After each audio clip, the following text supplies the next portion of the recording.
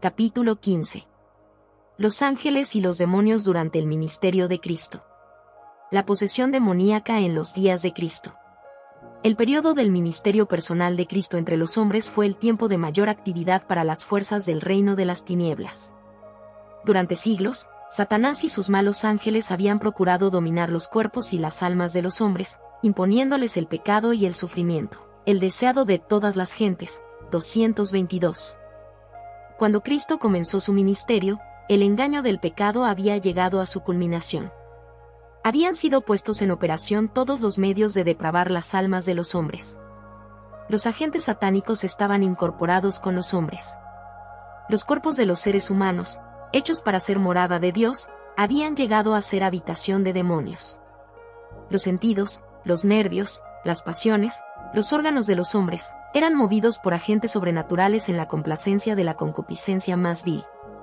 La misma estampa de los demonios estaba grabada en los rostros de los hombres, que reflejaban la expresión de las legiones del mal que los poseían. Satanás se estaba regocijando de que había logrado degradar la imagen de Dios en la humanidad.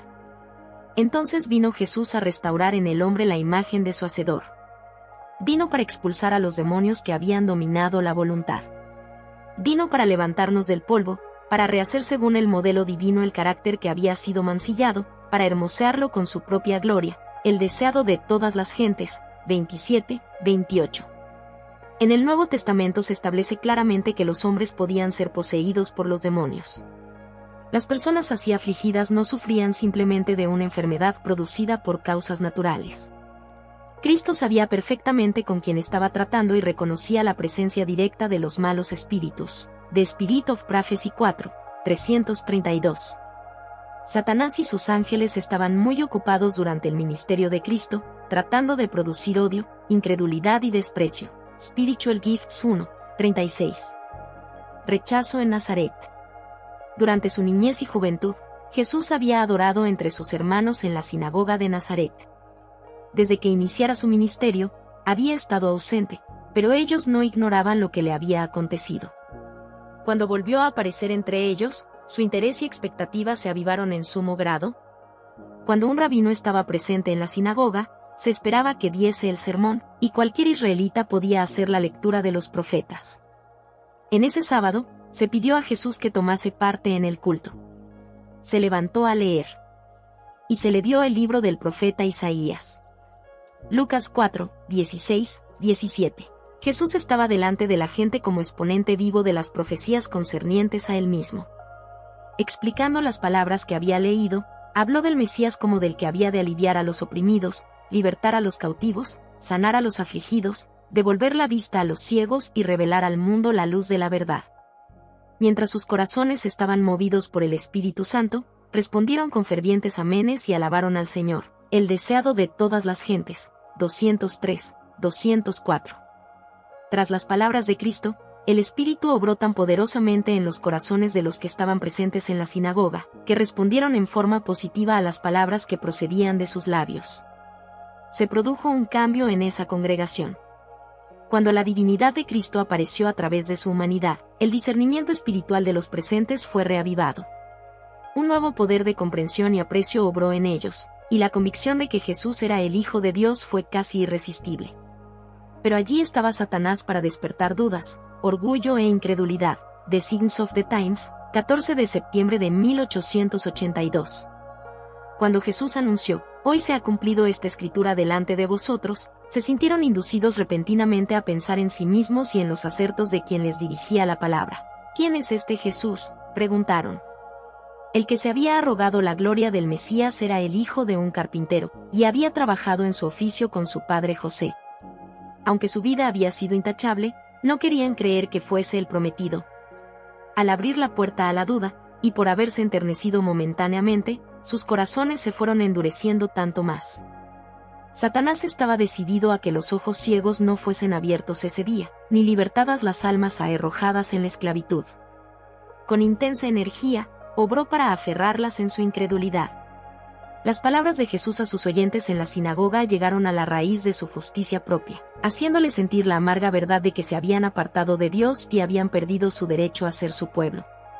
Ahora despreciaban la fe que al principio les inspirara. No querían admitir que aquel que había surgido de la pobreza y la humildad fuese otra cosa que un hombre común, el deseado de todas las gentes. 204, 206. Ángeles de luz estaban en aquella asamblea, mirando con intenso interés la hora de la decisión. También estaban allí los ángeles de Satanás para sugerir dudas y despertar el prejuicio. La incredulidad produce malicia. Que un hombre de baja estirpe y nacido en la pobreza se atreviera a reprobarlos, llenó los corazones de los nazarenos de odio y locura. Se produjo una gran confusión, la gente tomó a Jesús y lo echó de la sinagoga y de su ciudad. The Signs of the Times, 16 de junio de 1887. Todos parecían estar decididos a destruirlo. Lo llevaron hasta el borde de un precipicio con el fin de despeñarlo. Las maldiciones y los gritos llenaban el aire, y algunos le arrojaban polvo y piedras. Repentinamente, sin saber ellos cuándo y cómo, desapareció de su vista. Ángeles de Dios lo tomaron de en medio de la enfurecida multitud y preservaron su vida. Estos mensajeros celestiales habían estado presentes en la sinagoga mientras les hablaba, y lo acompañaron mientras era empujado y maltratado por los incrédulos y furiosos judíos. Los ángeles cegaron los ojos de la multitud enloquecida y llevaron a Jesús a un lugar seguro. The Spirit of Prophecy 2, 114, 115. El endemoniado en la sinagoga de Capernaum. Mientras estaba Jesús en la sinagoga, hablando del reino que había venido a establecer y de su misión de libertar a los cautivos de Satanás, fue interrumpido por un grito de terror.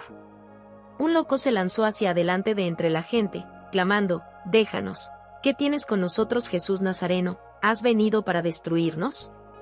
Yo te conozco quién eres, el Santo de Dios». Lucas 4, 34. Subió de Cristo, y la gente ya no oyó sus palabras. Tal era el propósito de Satanás al conducir a su víctima a la sinagoga. Pero Jesús reprendió al demonio, diciendo: «Cállate, y sal de él». Entonces el demonio, derribándole en medio de ellos, salió de él, y no le hizo daño alguno. Lucas 4, 35. La mente de este pobre doliente había sido oscurecida por Satanás, pero en presencia del Salvador un rayo de luz había atravesado las tinieblas. Se sintió incitado a desear estar libre del dominio de Satanás, pero el demonio resistió al poder de Cristo. Cuando el hombre trató de pedir auxilio a Jesús, el mal espíritu puso en su boca las palabras, y el endemoniado clamó con la agonía del temor. Comprendía parcialmente que se hallaba en presencia de uno que podía librarle, pero cuando trató de ponerse al alcance de esa mano poderosa, otra voluntad lo retuvo, las palabras de otro fueron pronunciadas por su medio. Era terrible el conflicto entre el poder de Satanás y su propio deseo de libertad, el deseado de todas las gentes. 220, 221. El que había conquistado al archienemigo en el desierto, arrebató a este pobre cautivo de las garras de Satanás. Bien sabía Jesús que aunque el demonio había asumido otra forma, era el mismo espíritu maligno que lo había tentado antes en el desierto. The Spirit of Prophecy 2, 180. El diablo ejercía todo su poder para conservar el dominio sobre su víctima. Perder terreno sería dar una victoria a Jesús. Parecía que el torturado iba a fallecer en la lucha con el enemigo que había arruinado su virilidad. Pero el Salvador habló con autoridad y libertó al cautivo. El hombre que había sido poseído permanecía delante de la gente admirada, feliz en la libertad de su dominio propio. Los ojos que hacía poco despedían fulgores de locura brillaban ahora de inteligencia, y de ellos caían lágrimas de agradecimiento. El deseado de todas las gentes. 221. El sanamiento del siervo del centurión. El centurión vio, con el ojo de la fe, que los ángeles de Dios estaban alrededor de Jesús, y que éste podía comisionar a un ángel para acercarse al sufriente. Creía que sus palabras podían penetrar la habitación del siervo y sanarlo. The Review and Herald, 11 de marzo de 1890. Los endemoniados de Gadara. Por la mañana temprano, el Salvador y sus compañeros llegaron a la orilla. Desde algún escondedero entre las tumbas, dos locos echaron a correr hacia ellos como si quisieran despedazarlos. De sus cuerpos colgaban trozos de cadenas que habían roto al escapar de sus prisiones. Sus carnes estaban desgarradas y sangrientas donde se habían cortado con piedras agudas. A través de su largo y enmarañado cabello, fulguraban sus ojos, y la misma apariencia de la humanidad parecía haber sido borrada por los demonios que los poseían, de modo que se asemejaban más a fieras que a hombres. Los discípulos y sus compañeros huyeron aterrorizados, pero al rato notaron que Jesús no estaba con ellos y se volvieron para buscarle. Allí estaba donde le habían dejado. El que había calmado la tempestad, que antes había arrostrado y vencido a Satanás, no huyó delante de esos demonios. Cuando los hombres, crujiendo los dientes y echando espuma por la boca, se acercaron a él, Jesús levantó aquella mano que había ordenado a las olas que se calmasen, y los hombres no pudieron acercarse más. Estaban de pie, furiosos, pero impotentes delante de él. Con autoridad ordenó a los espíritus inmundos que saliesen. Sus palabras penetraron las oscurecidas mentes de los desafortunados. Vagamente, se dieron cuenta de que estaban cerca de alguien que podía salvarlos de los atormentadores demonios. Cayeron a los pies del Salvador para adorarle, pero cuando sus labios se abrieron para pedirle misericordia, los demonios hablaron por su medio clamando vehementemente: ¿Qué tienes con nosotros, Jesús, Hijo de Dios? ¿Has venido acá para atormentarnos antes de tiempo? Mateo 8, 29. En la ladera de una montaña no muy distante pacía una gran piara de cerdos. Los demonios pidieron que se les permitiese entrar en ellos, y Jesús se lo concedió. Inmediatamente el pánico se apoderó de la piara. Echó a correr desenfrenadamente por el acantilado, y sin poder detenerse en la orilla, se arrojó al lago, donde pereció. Mientras tanto, un cambio maravilloso se había verificado en los endemoniados. Había amanecido en sus mentes. Sus ojos brillaban de inteligencia. Sus rostros, durante tanto tiempo deformados a la imagen de Satanás, se volvieron repentinamente benignos. Se aquietaron las manos manchadas de sangre, y con alegres voces los hombres alabaron a Dios por su liberación.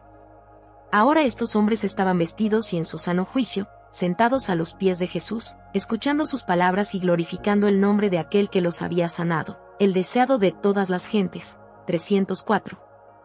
305. Sanamiento del muchacho endemoniado.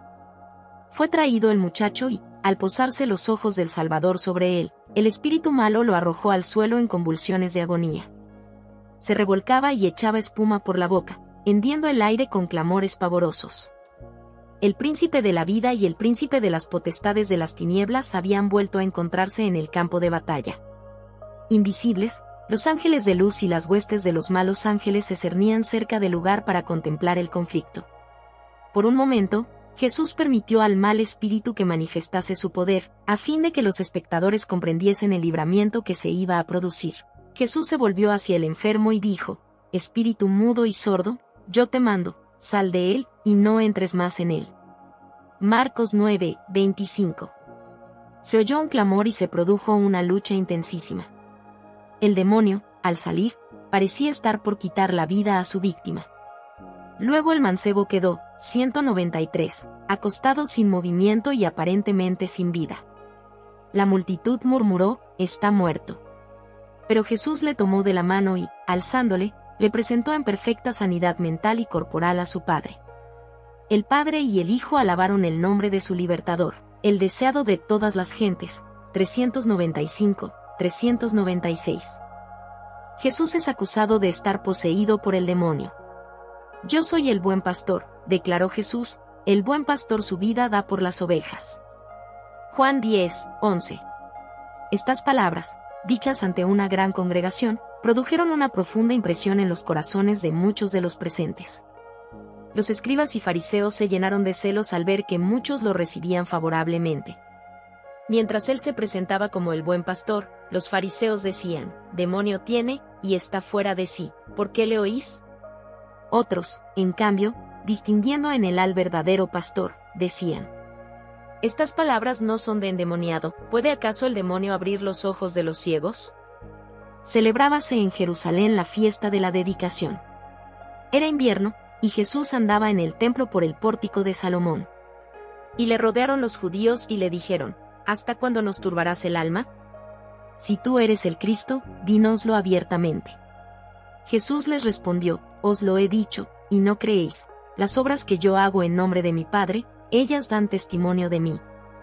Yo y el Padre uno somos. Los judíos comprendieron el significado de sus palabras y tomaron piedras para apedrearlo. Jesús, mirándolos calmadamente, les preguntó: muchas buenas obras os he mostrado de mi Padre, ¿por cuál de ellas me apedreáis?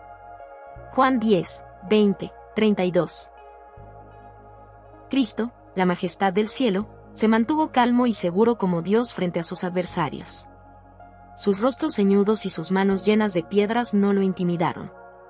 Sabía que fuerzas invisibles, legiones de ángeles lo rodeaban, y que una sola palabra de sus labios hubiera sido suficiente para detener a la multitud si alguno osaba arrojarle una sola piedra. The Signs of the Times. 27 de noviembre de 1893. Aunque Cristo daba evidencias de su divino poder, sus enseñanzas no eran aceptadas sin interrupción. Los dirigentes buscaban ponerlo en ridículo ante el pueblo. Intentaban estorbarlo para que sus ideas y doctrinas no pudieran ser explicadas en forma ordenada. Pero aunque había interrupciones frecuentes, la luz brillaba en las mentes de centenares de personas. Entonces, cuando los dirigentes veían que las palabras poderosas de Cristo maravillaban a la gente, se enfurecían y le acusaban, diciendo: ¿no decimos bien nosotros, que tú eres samaritano, y que tienes demonio? Juan 8, 48. Estas acusaciones no modificaban la calma dignidad de Jesús, ni le disuadían de presentarse ante ellos como superior a Abraham y como el verdadero centro del pacto. Antes que Abraham fuese, yo soy, Juan 8, 58, declaró. La furia de los judíos no tuvo límites, y se prepararon para apedrearle. Pero los ángeles de Dios, invisibles a los seres humanos, lo tomaron y llevaron fuera de la asamblea. The Signs of the Times, 26 de mayo de 1890. Ángeles malignos presentes entre la audiencia de Cristo. Mezclándose con sus oyentes, había ángeles malos, en forma de hombres que hacían sugestiones, criticaban, aplicaban falsamente y tergiversaban las palabras del Salvador. Cristo era el instructor en las asambleas de estos ángeles, antes de que cayeran de su alto estado. Mensajes selectos 3, 468, 469. La resurrección de Lázaro. Cristo podría haber ordenado a la piedra que se apartase, y habría obedecido a su voz. Podría haber ordenado a los ángeles que estaban a su lado que la sacasen. A su orden, manos invisibles habrían removido la piedra. Pero había de ser sacada por manos humanas. Así Cristo quería mostrar que la humanidad ha de cooperar con la divinidad. No se pide al poder divino que haga lo que el poder humano puede hacer, el deseado de todas las gentes. 492. Jesús acosado de ciudad en ciudad durante su ministerio. Jesús fue seguido de ciudad en ciudad durante su ministerio. Sacerdotes y gobernantes lo acosaban, tergiversando sus labores y su misión. A lo suyo vino, y los suyos no le recibieron. Los ángeles presenciaban cada paso del conflicto y se maravillaban de las estratagemas de Satanás contra el divino Hijo de Dios. Aquel que había seguido a Jesús en poder y gloria en el cielo, había caído tan bajo, que se dedicaba a influir en las mentes de los hombres para que siguieran los pasos de Cristo de ciudad en ciudad. The Signs of the Times. 25 de noviembre de 1889. En más de una ocasión, Jesús habría sido muerto, si los ángeles del cielo no hubiesen intervenido preservando su vida, hasta que el caso del pueblo judío como nación fuera decidido. The Review and Herald. 12 de octubre de 1897.